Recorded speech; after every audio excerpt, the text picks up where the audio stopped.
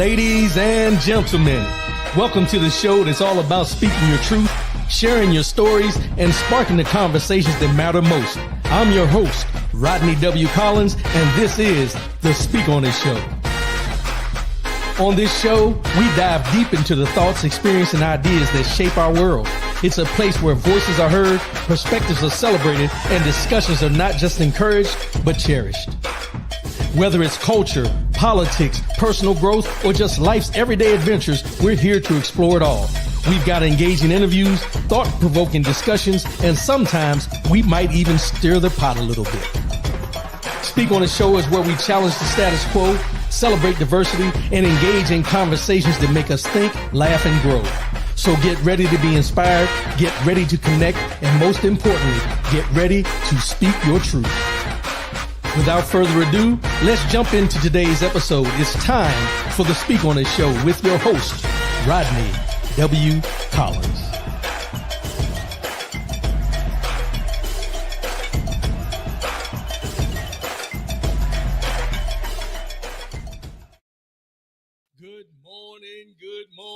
Good morning. Welcome to Speak On It. It's your host, Rodney W. Collins. First and foremost, giving honor to God who allows me to come at you in this manner on a weekly basis. Shout out to everybody out there that continue to support 10 a.m. Eastern, 7 a.m. Pacific every Saturday morning here on the Rodney W. Collins channel on Facebook and the Rodney W. Collins channel on YouTube. Share, like, share, subscribe. Also, if you're having problems getting in through YouTube, go and subscribe to through Facebook, go and subscribe to the YouTube page. We're still working some things out there as far as transitioning maybe over to fan base. I'm trying to figure that out. Still working that. Hadn't come to fruition yet, but we're still working. We're going to make it happen. To all my loyal listeners, all first-time listeners, whatever, thank you for making this show 13 years, coming up on 13 years strong. I appreciate everybody's support, appreciate the input. This can't happen without you. So without further ado, let's just talk about this real quick.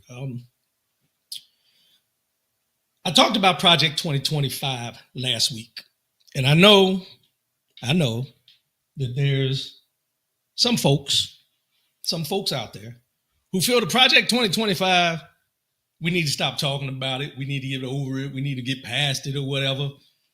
You know, those people are the ones who are in denial. Let's just call it what it is. They're in denial. Michelle Summerall, good morning. Appreciate you. They're in denial. And I Googled this morning. I took it upon myself. So you wouldn't have to. I Googled this morning. It's easy for you to do. If you're looking for information about what's going on with the Department of Education and what they're trying to do, Google Project 2025, Chapter 11, Department of Education. And you can read everything that they're talking about doing with the dismantling of the Department of Education. It's not hard to find. If you choose to look, you can find it. It's only 41 pages. 41 pages. It'll give you insight on what they're doing with the Department of Education. And you can even pull up, I just downloaded it this morning, Project 2025. You got to put your name, email in or whatever. I ain't worrying about that.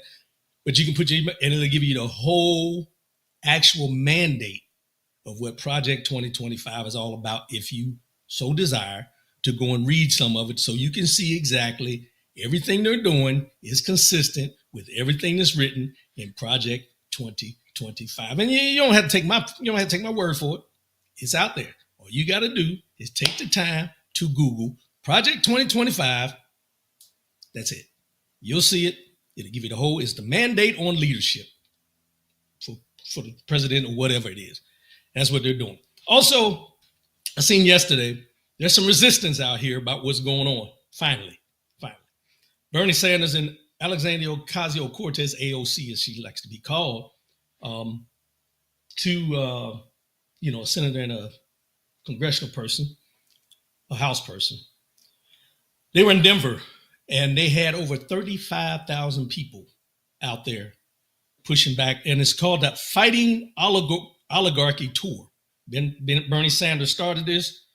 AOC is with them. They're out here. They're pushing back on everything, giving people time to get out and voice their opinions.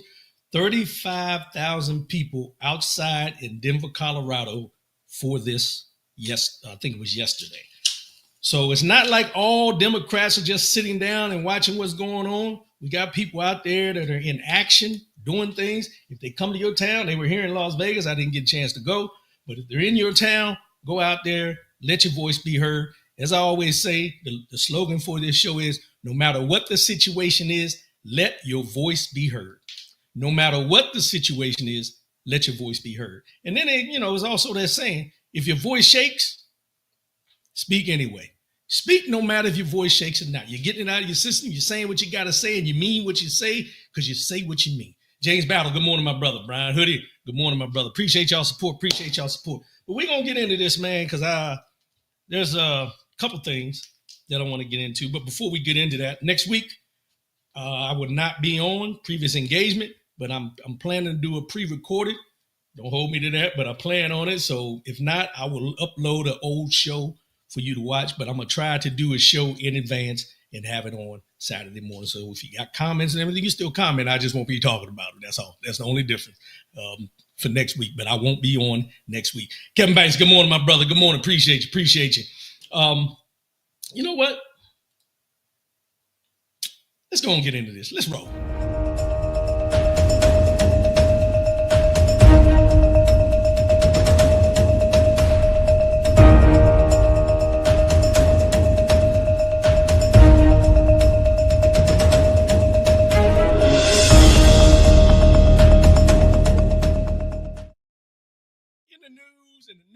In the news. So everybody's seen it this week. I'm pretty sure. I mean, it doesn't take a rocket scientist to see this. But let's talk about this. The Trump administration rescinds 1965 clause barring segregated facilities like water fountains and restrooms in government contracts. Waiting room for colored only. Remember seeing this through history? Remember seeing this in movies and your parents talking about where they couldn't drink from the same water fountain and it was a colored water fountain and whites only water fountain and all those things. Well, this week, the Trump administration rescinded the 1965 clause barring segregated facilities like water fountains and restrooms in government contracts. While segregation is still illegal, this change sends a clear message, says civil rights attorney Ben Crump. And who better to speak on this than Benjamin Crump? And I pulled this article from the Griot, Garen Keith Gaynor from the Griot. And this is what he breaks down. It says, in its latest move to eliminate race-conscious policy across the federal government, the Trump administration rescinded the clause in federal contracts that prohibited segregated facilities, including water fountains and restrooms. A February memo issued by the General Services Administration that has become more widely known to the public calls for segregated facilities clause to be stricken from new solicitations or contracts, along with provisions and clauses related to affirmative action in construction, among other things. The clause barring segregation in facilities was first established in 1965. So this is not too long ago. I was born in 66. Let's be real. 1965 by President Lyndon B. Johnson. Any open solicitations that contain any of the provisions or clauses listed above should be amended to remove the provisions and clauses, reads the memo issued by William Clark, Director of the Office of Government-Wide Acquisition Policy. Josh Boyd, good morning, my brother. Appreciate you. Think about that. We're starting to roll back. They're starting to roll back. Let me get this clear. This is going to affect us, but they're starting to roll back things that were done during civil rights. During the civil rights movement, they're rolling these things back. Reggie P. Rowe, good morning. Now, a lot of people seen this, and the first thing they said was it's only about government contracts. Wrong. This is a precursor to things they want to do. Yes, segregation is still illegal, but by barring segregation in facilities like water fountains and restrooms under government contracts, what they're setting up is this. Let me just break it down for you. These government contracts, well, let's go back for a minute. Remember we talk about all these federal workers being fired or put out positions and all this time, making them resign and all this?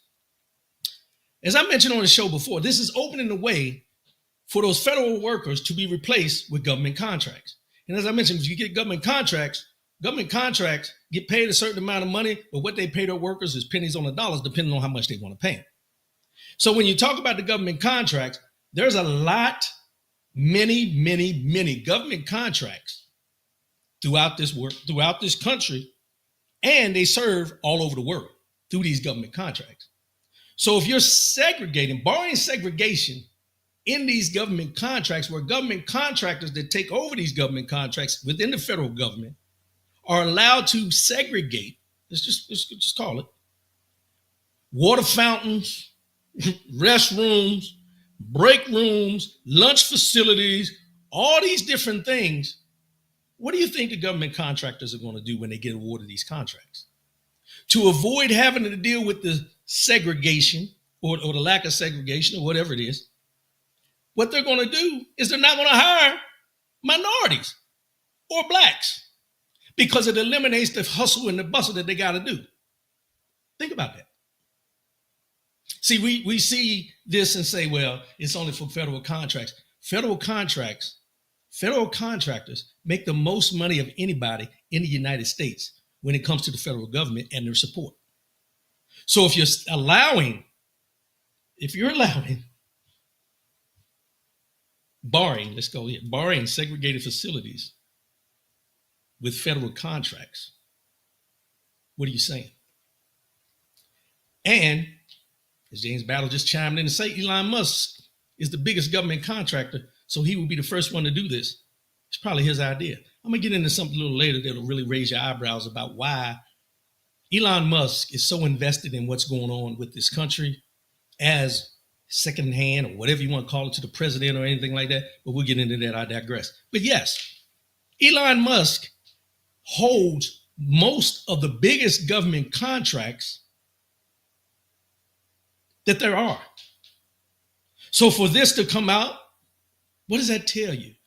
They've already, DEI, they've already started trying to eliminate any history of people of color, African Americans, blacks, minorities, women in this country from the Department of Defense and the Arlington National Cemetery and so on and so forth. This right here is just a precursor to the bigger things that they're going to try to do. Because here's what you got to look at. People will say, well, and in here it said, even though segregation is still illegal, these are precursors. And I want people to pay attention because sometimes we get so caught up, and I just want to speak off the top of my head now. Sometimes we get so caught up in thinking it's not going to affect me that we don't pay attention to the bigger picture. For every action, there's a reaction. And as I've said, we need to be proactive. But what we're seeing here is the dismantling of anything and everything that deals with diversity, equity, inclusion as a whole. Not only in government, but it's spreading out into the everyday citizens of this country, which most are government workers, federal workers. They've been laid off. And on this post, this is what I wrote this week. I posted it, the article. And then this is what I posted. This is what I put on the post. I said, to those who voted for this administration, you are responsible for this change. This is the cost of you ignoring the signs of racist intent. You are the reason we are going backwards.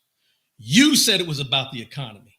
You were well aware what the plans were, and you chose to look the other way.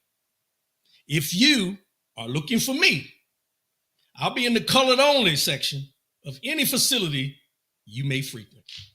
And I meant that. I will be in the colored only section of any facility that you frequent. And I'm not only talking about government facilities of these contractors. I'm talking about any facility, which tells you the writing is on the wall. Now, I'm not psychic. I'm not one of them people look at a crystal ball. Come on. I was born tonight, but it wasn't last night. So It says here, the GSA memo makes clear that the directive to eliminate the clause on segregation in others, or more technically, to issue a class deviation from the Federal Acquisition Regulation, also known as FAR, is intended to comply with President Donald Trump's executive order on ending illegal discrimination and restoring merit-based opportunity. The order bans diversity, equity, and inclusion across the federal government and rescinds previous presidential orders, including the 1965 order from President Johnson that enforces discrimination in federal employment and contracting. The segregated facilities clause in the federal contracts covers a wide range of facilities, including waiting rooms, work areas, restaurants, transportation, and housing provided for employees that are segregated by explicit directive or are in fact segregated on the basis of color, race, color, religion, sex, sexual orientation, gender identity, or national origin because of written or oral policies or employee custom.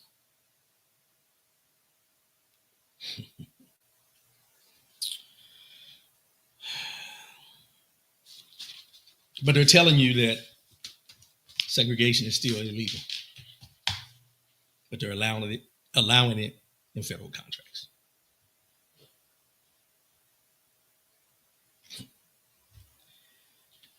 In the infamous words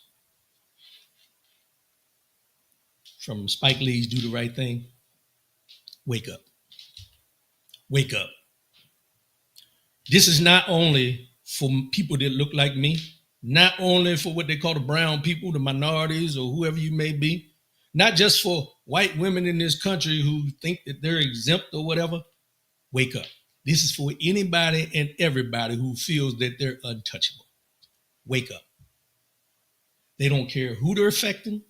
They don't care how they're affecting, as long as they feel they're being effective in rolling out everything from Project 2025, no matter who it impacts, which the rich are going to stay rich and get richer, the middle class is going to be exempt, and the poor is going to get poor. And with these segregation, barring segregation, Edgar Thomas, good morning, my brother. Good morning. So this is another one that I found. And this is how it starts off. Let me take this down for a minute. Real America won't mind if they miss a Social Security check. Real America won't mind if they miss a Social Security check. And this came from this individual right here.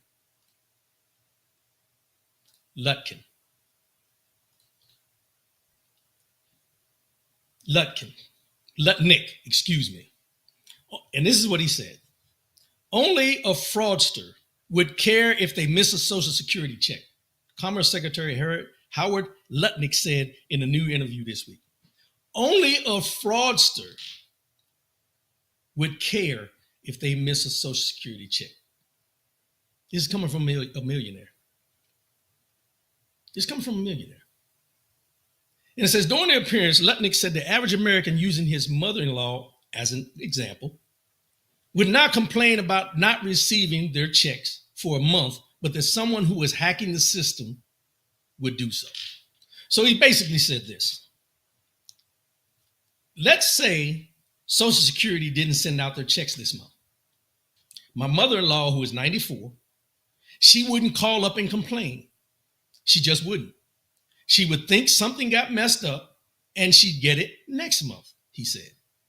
A fraudster always makes the loudest noise, screaming, yelling, and complaining. Lutnick said the easiest way to find a fraudster is to stop payments and listen for whoever screams. Most recipients trust the government and would understand if they didn't receive the check.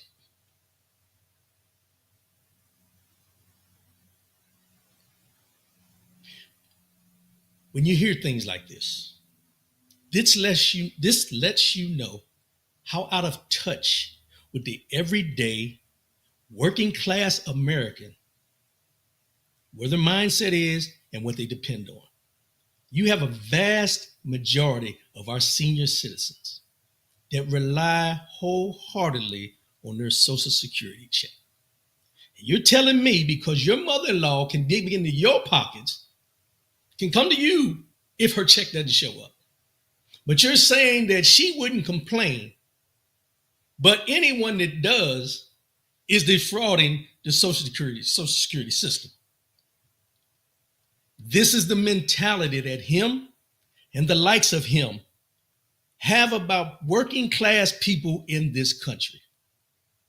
However, you have people that are working class people in this country that support this, that support what he says wholeheartedly, because it's not affecting them yet. When I mentioned that rally that Bernie Sanders and them had, where 35,000 people showed up to protest what's going on, that's not by chance. These are working class, everyday American citizens, black, white, Hispanic, whatever you want to call, they were there to fight back on what's happening. And then you got this fool. I'm going to call him a fool today because what he said was foolish. So I'm going to cut it off and call him a fool. This fool says that if his mother-in-law, who is within reach of millions of dollars because of him, doesn't get her check, she'll just say, that's a problem. I'll wait till next week. I'll wait till next month. Must be a glitch in the system.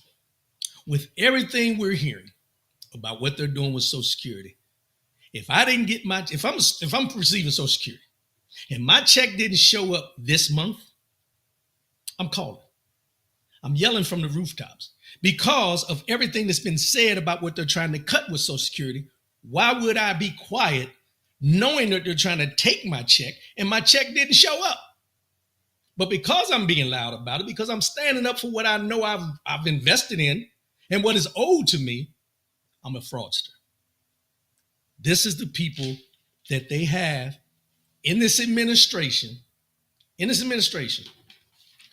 that are so detached from reality of the everyday American citizen like you and me, that they will sit on an interview and say this out loud with no hesitation, with no consequences, and no care, because it's not affecting him, and he is able to fill that gap of what his mother-in-law might lose if they cut off Social Security. And I'm going to say this, and I don't have no evidence, but I'm going to just put it out there. Remember when they say Elon Musk was in there going through the Social Security files and all that stuff? I thought it was kind of odd. I'm pretty sure everybody else did. But I'm going to go out on a limb and say if we get to the point where they start eliminating or taking people's Social Security checks away, I'm going to go out on a limb and say when they went in there, they identified the people that are close to them that will still receive their checks. And not maybe just that check, but more of our money, because they're going to stop ours and feed them.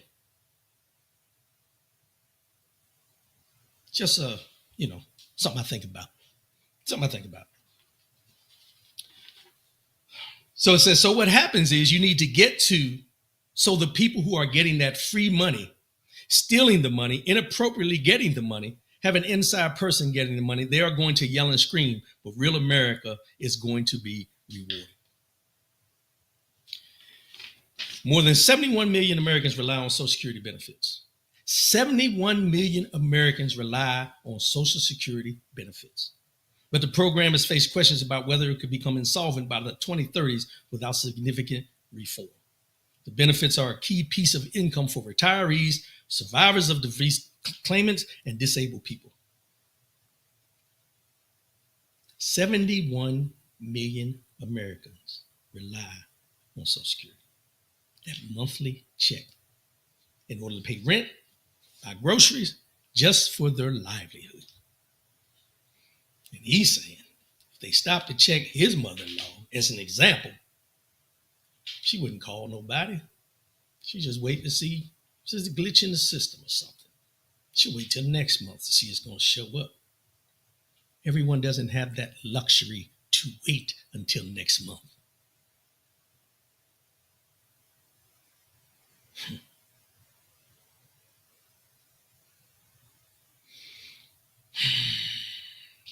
This is who we're dealing with, y'all.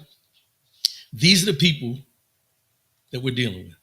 And these people are part of the cabinet administration, not to mention the one that's already up there making all the noise that's not even elected in any or didn't do any type of position, something called Doge, which we're still trying to figure out what that is. And let me go here for a minute. I understand the concept of government efficiency. Being within the government as active duty and as a civilian, I understand there are pockets, I'm going to say pockets, not overall, but there's pockets of fraud, waste, and abuse. We all know it. There's fraud, waste, and abuse. There's fraud, waste, and abuse in your checking account that you go out and just frivolously buy stuff that you don't need just because you have the money to do it. I'll use an example. When I was talking to somebody, and I remember being active duty. And every year, near the end of the fiscal year, about 30 days out, they say, hey, we got money left over in the budget. So we need to find a way to spend this money, because if we don't spend it, if we don't use it all up, then we may not get the same amount of money for the budget for this next coming fiscal year. And I would always raise my hand and ask this question and say, wait a minute. Why are we spending money just to spend money if we didn't use the money this year, accounted as we had an overage of what we were funded, and we didn't use it? It should go back into the pocket. Well, it doesn't work that way. Why doesn't it? Why shouldn't it? Because if I didn't use the money that was budgeted to me, I'm just going to frivolously buy anything and everything just because I may lose that funding for next year. Now think about it. I did 21 and a half active, 10 civil service. If this has happened during my time, how far back does this go? Where the government spending is just, if we budget for it, make it look like we spend it on everything that we need to do to keep this job or this operation functioning at the level it's supposed to. Fraud, waste, and abuse. And that's just one small example that I know of. And I'm sure everybody got examples of this. Why buy things that you don't? That's just like saying, oh, I got an extra $500 in my account. Let me just go out here and buy something. No, you might want to hold on to that because you don't know what's coming up. But the way our government's set up, it's okay. Let's go and buy everybody new boots. Well, they just got new boots. Let's buy everybody new jackets. They just got jackets. That's part of their clothing allowance to buy jackets and stuff. Oh, well, let's buy this. What are we doing? This is in the government. And now they want to get this government efficiency. I understand it, but I don't agree with the tactics that they're using. Because to this day, and I want everybody to hear this clearly, to this day, you have not seen any report about where they found fraud, waste, and abuse in any organization they've gone into. You haven't seen them say anything about what they've saved by firing all those federal workers that they had to come back, but you haven't seen anything about the savings or anything to show what this government efficiency has saved the government as a whole. And you know why? Because it hasn't. Because it hasn't saved us any money. It hasn't saved the government any money. This is just a plan called Project 2025 that was in place even before they thought about lining it up to say government efficiency. But we got people that still support this. And like I said, I would never go against anything that's exposing fraud. But tell me who the fraudsters are. Not this thing that Lutnick said, talking about, well, if you don't give them the check, the people that scream the loudest are the ones that's frauding the government. No, that's not how it works. Show me where you've prosecuted somebody for fraud, waste, and abuse in the government. Show me the savings that have happened since you said you found fraud, waste, and abuse in the government. Show me. You can't show me because there's nothing to show. Nothing to show. This is all a dog and pony show for them to be able to do what they want to do behind the scenes before we actually see it. Just like I said in the beginning about the segregation. Same thing. And then I want to speak to my minorities out there, Hispanics, Cubans, Haitians, Nicaraguans, and Venezuelans, who chose to vote for this administration. Trump revokes legal status. Legal status. I want you to listen to that, Kate. Legal status for 530,000 Cubans, Haitians, Nicaraguans, and Venezuelans. Trump revokes legal status, not illegal status, legal status of 530,000 people of the Cuban, Haitian, Nicaraguan, and Venezuelan descent. Let that marinate for me. 530,000 people who came and did what they needed to do legally. Legally. They want to get rid of them. They're revoking it. James Battle, fraud, waste, and abuse is paying $20 million every weekend for Trump to play golf. Yeah. Now that's fraud, waste, and abuse to the 10th power. But they don't want to talk about that. They don't want to talk about that. That's part of the job. Go out and play some golf. U.S. President Donald Trump's administration will revoke the temporary legal status of 530,000 Cubans, Haitians, Nicaraguans, and Venezuelans in the United States, according to a Federal Register notice on Friday, the latest expansion of his crackdown on immigration. Remember, it was illegal immigration. Illegal immigration. They had all those Trump supporters all up in arms. Yeah, get the illegal people out. Southern border's an issue. Oh, let's get rid of them. What are we doing? Why are we letting all these people in? 530,000 people who did what they were supposed to do legally while they wait for the citizenship to come through. That's being revoked. It was a Joe Biden thing that he did.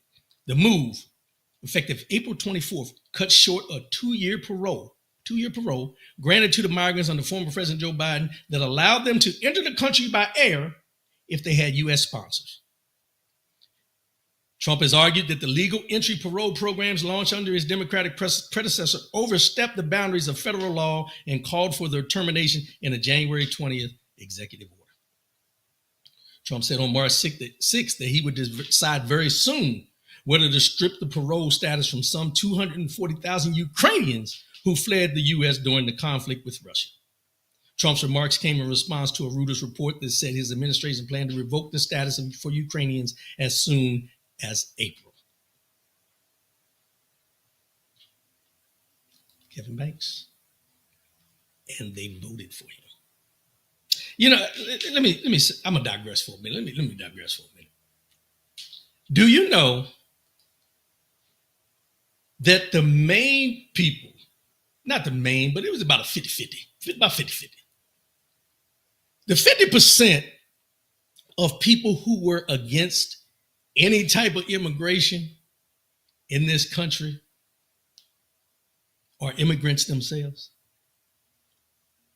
I say 50% because I'm only talking about not way back immigrants, because we're gonna get into some of that a little later. Not the way back immigrants like when the whites came here and took over the Indians. No, I ain't talking about them immigrants. I ain't talking about the white folk. I'm talking about the Cubans, the Haitians, the Nicaraguans, the Venezuelans, the El Salvadorians, all those people. 50% of those people, of those 530,000 people that get ready to get out of here, their family members that were here and all that, were totally against immigration. Totally against it, because they drank the Kool-Aid. They drank the Kool-Aid. I seen a report where they snatched up this guy in this El Salvador, illegal immigrant. Supposedly, he's not, but they said he was. Snatched him up and took him to that jail in El Salvador. He's a barber or a hairdresser or something like that. He had a tattoo that they say symbolized what they were rounding these gang members up for. Had nothing to do with gang affiliation, and he's a U.S. citizen. They took him there, and I listened to it on the news last night and brought a tear to my eye. They took him there, took him from the United States, where he's been this is his home. Took him there, treated him like a criminal. They said he was there. This was another person, I'm sorry. They said they didn't know if it was this guy for sure, but this is one of the incidents they said happened in that El Salvadorian prison. When they get there, first thing they do is hold him down. They're already in shackles and everything. hold them down, shave their heads. Strip them down, they're in boxers, they shave their heads. The guy that they were doing, supposedly, he was crying, saying, I'm not a gang member, I'm a U.S. citizen, and so on and so forth. They didn't care. They beat him, cut his hair, all the things you can think of how they want to treat certain people here, they're allowing them to do when they take them down to this El Salvadorian, which is supposed to be the worst prison in the world. But they're sending people there. Even if you're not a gang member, or they think you're an illegal immigrant. Tom Holman, I think his name is, they said he's going to get them all out of here. He don't care. Yeah, detached from reality. Again, anyone out there listening, or if you know somebody that currently has their immigration paperwork status in the works or anything like this, you might want to let them know. Do not feel exempt from what is going on. Do not feel exempt. If your paperwork is in the process and hadn't been fully claimed where you're an actual citizen, and that's not even a fail-safe right now, you need to prepare yourself. You need to be doing anything and everything to get your stuff together, or they may be sending you up out of here. And black folks, don't think they won't round you up too. James Battle, I had to address one this week, a Filipina that was married to one of my friends. She's so against other immigrants being here, but I called her out on her hypocrisy. So the only reason she's here because she got married. But now she's against anybody else coming in. That's the thing that throws me when I hear people from other countries. And nothing against that. If you marry somebody out of a different country, that's your choice. But it's funny to me, and I'll say funny to me because what I've seen in my travels, and y'all can co-sign, you can get mad, I don't care, at me, whatever. I'm just telling you from my experience. It's amazing to me how most immigrants that come here by marriage or however they got here tend to lean more towards being white or supporting certain agendas of no immigration and all these different things compared to standing on who they truly are as an immigrant in this country. They treat me like I ain't people that look like me because there's a stigma about black people, African-American people all over the world. And when they come here, me being a U.S. citizen, born and raised on this soil, who my ancestors built this country, let's just be real, they want to treat me like I'm a second-class citizen. And they feel they're above me because of who they're married to, who they integrate with, or who they gravitate to. This is not just something that just happened yesterday. This has been going on for years and years and years. And now these people that voted for him, your people about to get shipped out. They're about to get shipped out. The ones that they said if you had somebody to meet you at the airport or whatever, you could come here and everything. 530,000 people. Cubans, Haitians, Nicaraguans, and Venezuelans. That's round one. Round one. Trust me, round one. But something I seen that really, it made me chuckle. Because I've never seen this ever. I've seen it in other countries. When I was in the military, traveling and doing things, I've seen this in other countries. But I seen this and I said, you got to be kidding me. This is how bad it is right now. United Kingdom, Germany, Denmark, and Finland warned their citizens to exercise caution before traveling to the United States. United Kingdom, Germany, Denmark, and Finland warned their citizens to exercise caution before traveling to the United States. Any error, and they're saying this to people, any error, excuse me, I can't get that out right, error, that's that Frederick in me, y'all, bear with me, error in completing customs procedures can result in the visitor's detention. Now, We've all planned to travel, go different places, go around the world, different countries and everything. And you always get a little sketchy when they say they got a travel ban here, like you can't go here because of what's going on, political unrest, or don't go here because people being kidnapped and so on and so forth. We've read those things. When you're in the military, you go place, they tell you don't go here, don't go there, don't go to these bars, don't go to certain places in the country you're in because they have extremists there and everything. We, as a country, are being viewed by other countries as extremists right now. Let that sink in. When they always said we're the free, what do they call it? Leader of the free world. And now we have countries telling their citizens, don't go over there. Don't go over there. Because if your paperwork wrong, see, when you go out of the country, if you fill the paperwork all wrong and you're going through customs, they'll ask you, is this correct? You'll be like, oh, I messed up. Okay, go ahead and change it. Not right now. Not here. And they're warning their people. Brown hoodie, there's been a lot of FAFO going around now. Yeah. Come to the United States, you're going to FAFO. Y'all know what FAFO means. It ain't FOFO. It ain't FAFO. F around and find out. My mama watches, so I can't tell y'all what that first F is. Hey, Ma. Big Lee, what's going on here? F around and find out. Over 170 million Europeans have received a very clear warning from their government this week. Precautions must be taken when traveling to the United States. As I mentioned, Germany, United Kingdom, Denmark, and Finland have changed their websites to alert their citizens. The new regulations, combined with the news of arrests at the border of denial of entry permits, such as yesterday's case of the British punk rock group UK Subs, could have an impact on U.S. tourism sector. The United Kingdom is the main source of tourists to the United States of America, with 4 million visitors each year, while Germany contributes another 2 million. U.S. customs authorities, like all law enforcement agencies in that country in general, have much greater freedom than their European counterparts to decide how and when to enforce regulations.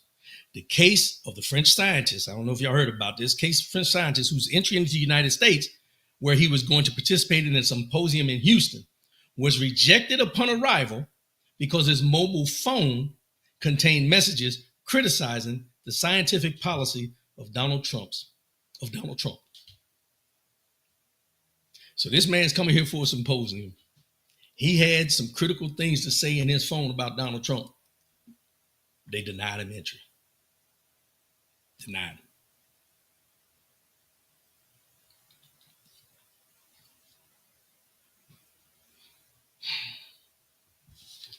There was another example on here I wanted to read to y'all and I can't find it. Oh, here it goes. Furthermore, detentions are under harsh conditions, often involving transfers from one detention center to another. In practice, prisons in many cases private-owned prisons, with restraints on ankles, wrists, and waists. This is what happened to Canadian Jasmine Mooney, who resided and worked in San Diego, California, with a special visa for citizens of the countries under the free trade agreement between the USA and Canada and Mexico that has been in effect since 1995. In her case, there was no error. Simply a customs official suspected that Mooney's travels were unusual, resulting in 2 weeks in different private prisons in the United States, as she herself has recounted to The Guardian, which was who interviewed her to find out. So they thought her travel was unusual. She lives in San Diego, California. Worked and resided in San Diego, California. They felt her travel was unusual. They detained her. 2 weeks. Different private prisons for 2 weeks. Doesn't say her nationality, but just the fact that her travel was considered to be unusual. They locked her up. They locked her up. Now I want to get into this. This is a long part right here. And I know probably going to go over today, so y'all bear with me. I know y'all like this information. Y'all bear with me. Trump offered asylum to the South Africans, as you heard me reporting, right? South African farmers. And up to today, 67,000 white South Africans jumped on it.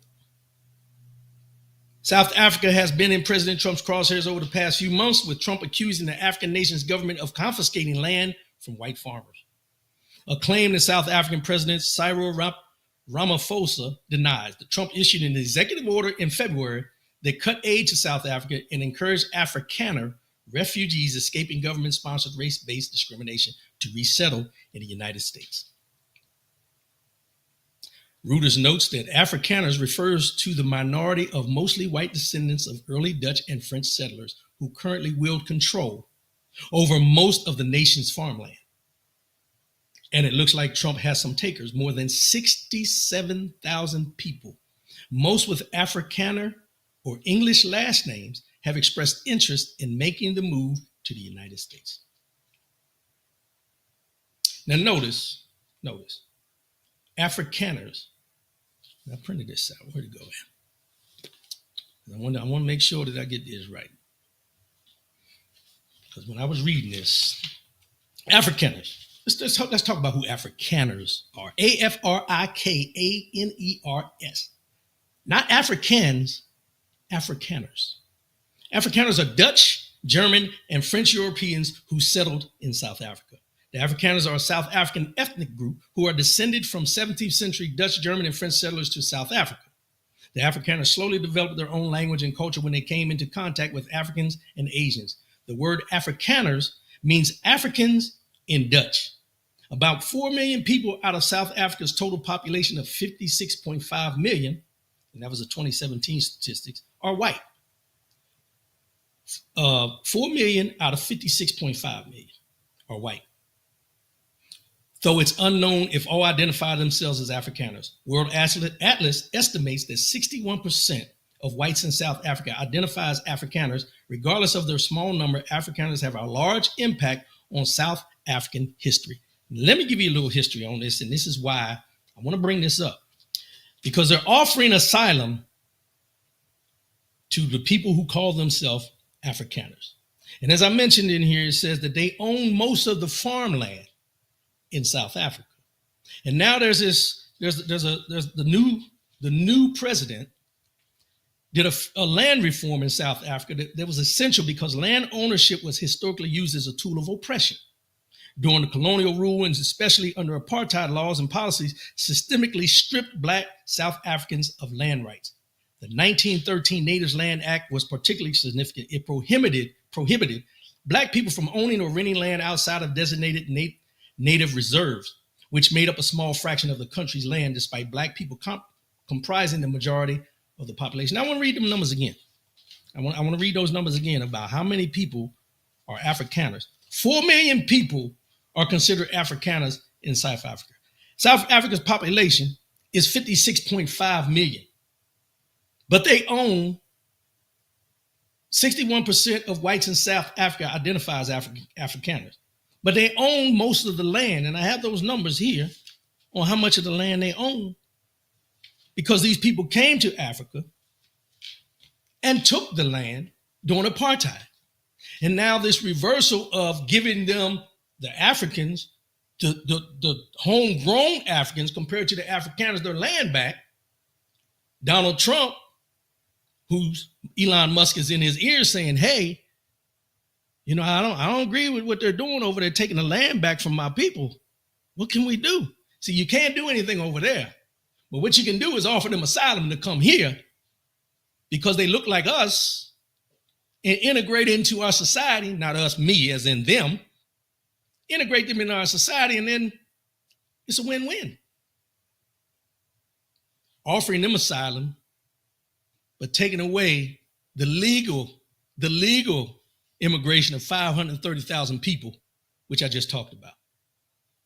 All because a wrong is being righted by this administration in South Africa to give Africans real Africans their land back that was stolen during apartheid, and further back, give them back their land.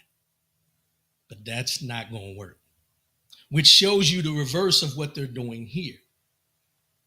Now, what they're doing there by reparations, different things like that that's happened to the Africans by what happened during apartheid is no different than what we've been asking for here in this country for everything that happened during slavery, Reconstruction, all the way up until the Civil Rights Movement, all the way to today. Reparations, right or wrong, they're doing it in Africa. And because Elon Musk and Donald Trump don't agree with what they're doing, they say, I'll bring them here. You see where this is going, right? 67,000 people have already signed up.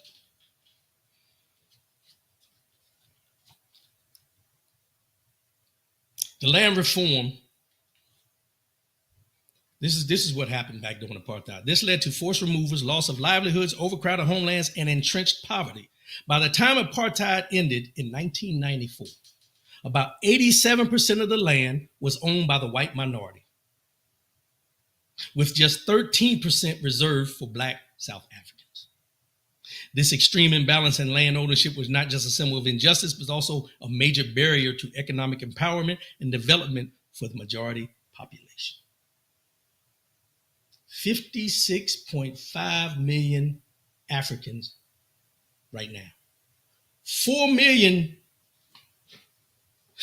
Afrikaners per se. But after apartheid in 1994, that small minority owned 87% of the land in South Africa. And now that it's being reversed and given back, the Afrikaners are pissed off. And they're being given asylum in this country by this administration. Not because anything is being done wrong, like those people, those 530,000 people that were allowed to come here because of war, famine, disaster, all those things you can think about where they can come here and immigrate here because of those issues from those countries in South America that they came from. But simply because they don't agree with the new land reappropriation that the South African president is doing over there to get the land back to the people who owned the land from the start. Before apartheid, when apartheid kicked in, they took the land. And now that 87% of that land is going to be given back, the 87% that was stolen is being given back to the people who actually owned it. We don't agree with it. Come on here.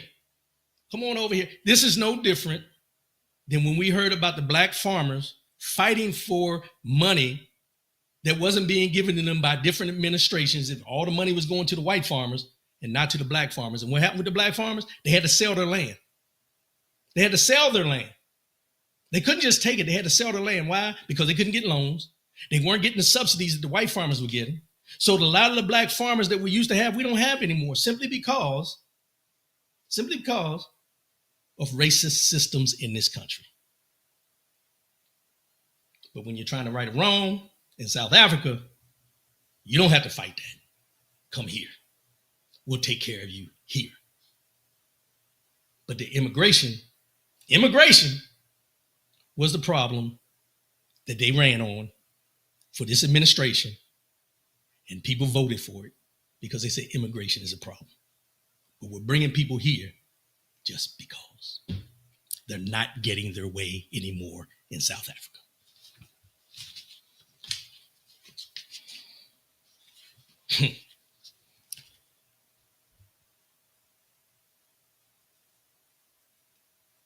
In January 23rd, 2025, after years of deliberation by various branches of government, South African President Cyril Ramaphosa signed the Expropriation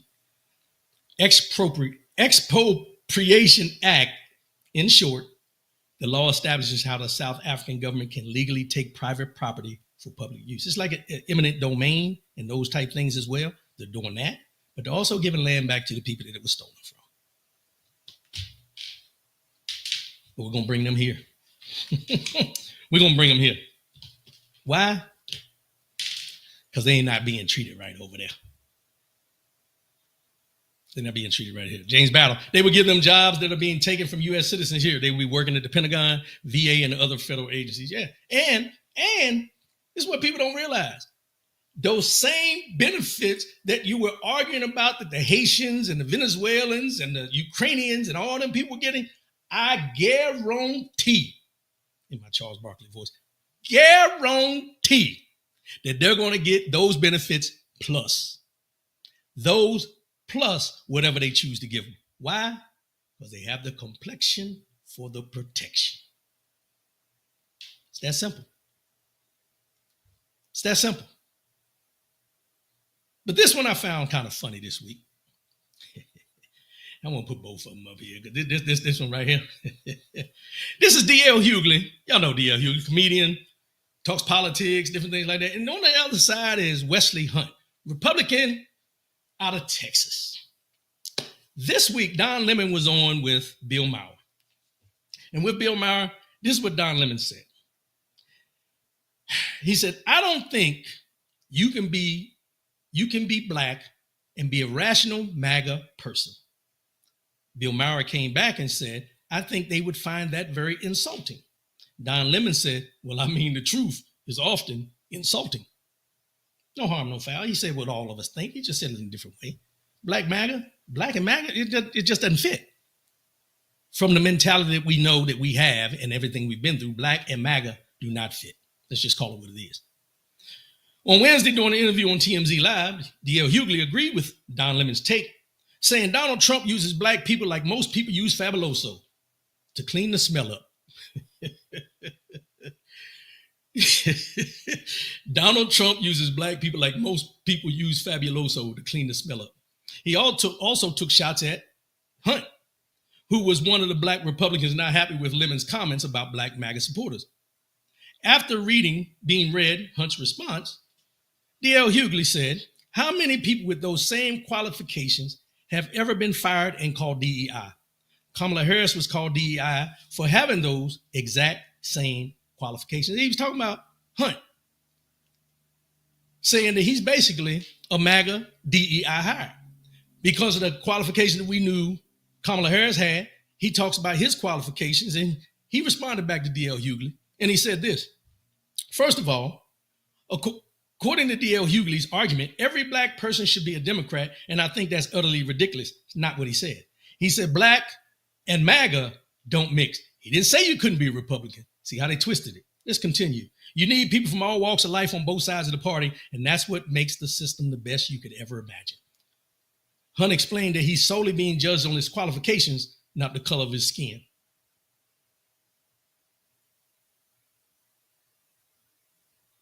I wanted to let that marinate for y'all for a minute. Hunt explained that he's solely being judged on his qualification, not the color of his skin.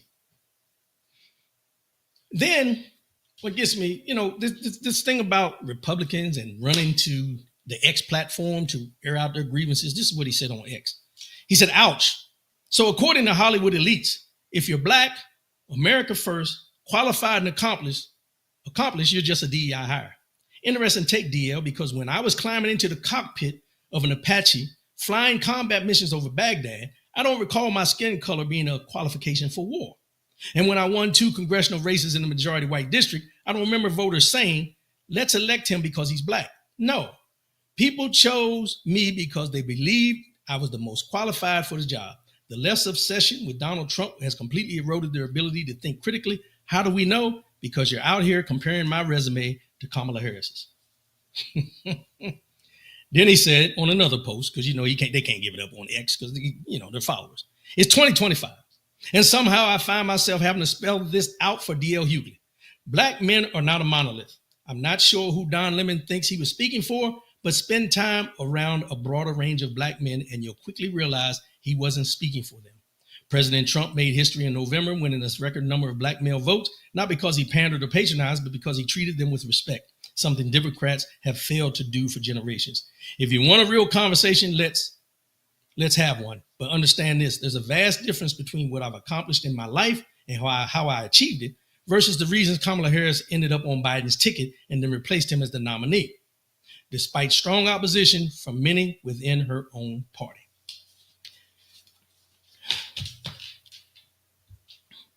All I'm going to say is this.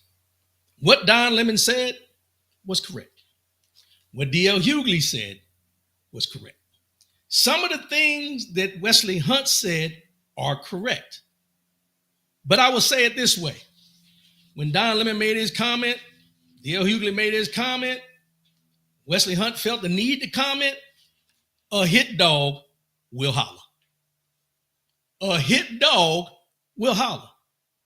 Because him comparing his, DL said that Kamala Harris's resume, as good as it is, she's a DEI hire in their eyes. But when Wesley Hunt's resume comes up because of what he supports, being MAGA, Republican, Black, he's not considered a DEI hire. He's just voted for by the people. A hit dog will holler. Y'all have heard it many times before. I'm not even going to get into the rest of it because it is not worth it. This just shows you the ignorance, the blindness. And notice he mentioned the district that I won in is majority white. He's proud of that. He don't need y'all. I don't need y'all. I do not need y'all to be able to accomplish what I want. When I got in that cockpit, they didn't see me as Black. Lies. When I was fighting and flying over Baghdad, dropping bombs, they didn't see me as Black. Lies. And I say that because, you have to look at the bigger picture. We talk about the first and all these type of things. That is strictly told and said because they're Black. So if you was that good and doing what you got to do, I'm pretty sure you were the first Black Republican voted into the position you're in because you're Black. No matter who voted for you. It's amazing how they try to push away from the facts of what is really going on. That's the part that kind of throws me, but I digress, But I got one more thing I want to touch on, and then we're going to get out of here. Let's hit this.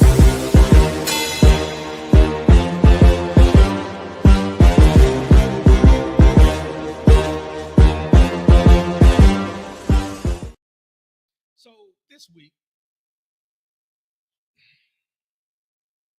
there was a terrorist act against a Tesla dealership out here in Las Vegas. They shot Teslas, they lit them on fire, all these kinds of stuff. There's been a lot of protests with Tesla and all these things. You seen Donald Trump had them on the lawn the other day promoting Teslas and all this stuff, who was staunchly against electric vehicles at one point until he got in bed with Elon Musk. But that's another conversation for another day.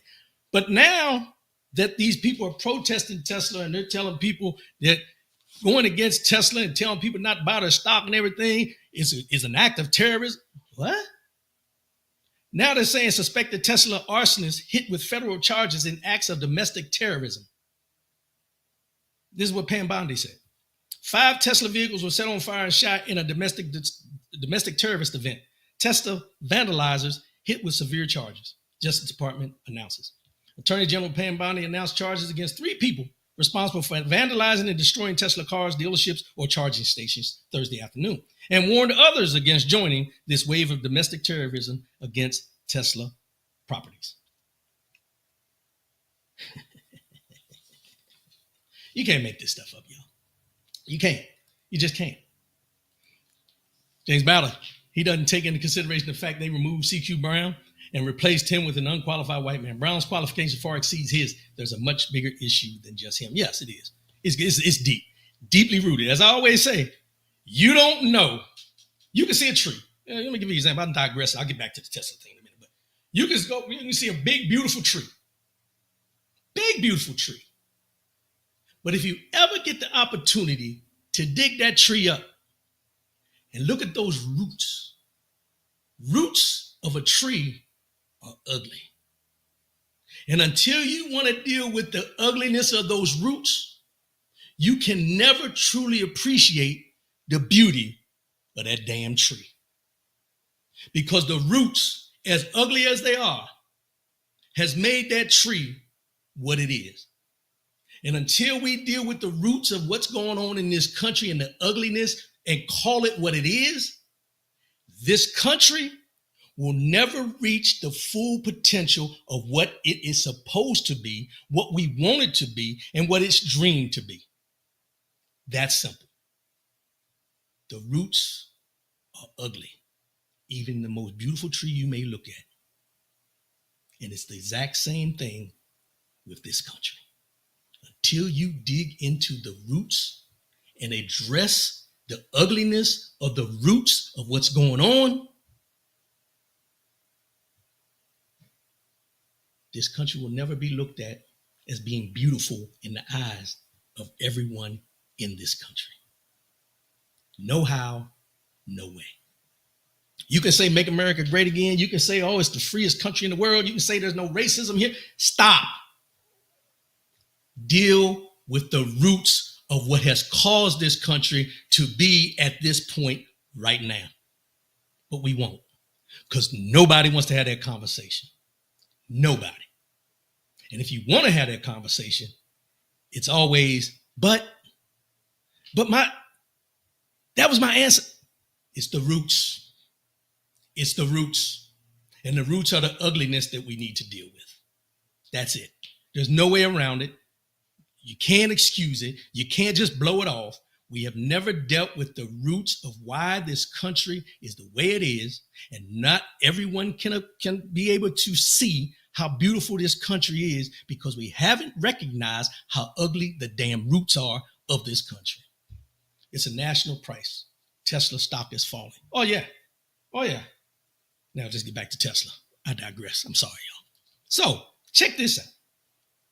So, they give them these charges for people who would blow up Teslas, set fire to Teslas, damage Teslas, the stock of Teslas, all these different things, right? Kevin Banks meant crisis, national crisis about Tesla. So, because the stock is falling and all this stuff, now they're in an uproar. And now the people are acting out against Tesla because he's the figurehead. Let's just call it what it is. He's the one we see doing all these sweeping changes, right? I looked at this and I said, wow, it's amazing how quick we can resort in our justice system to holding people accountable for destruction of a car or a car dealership.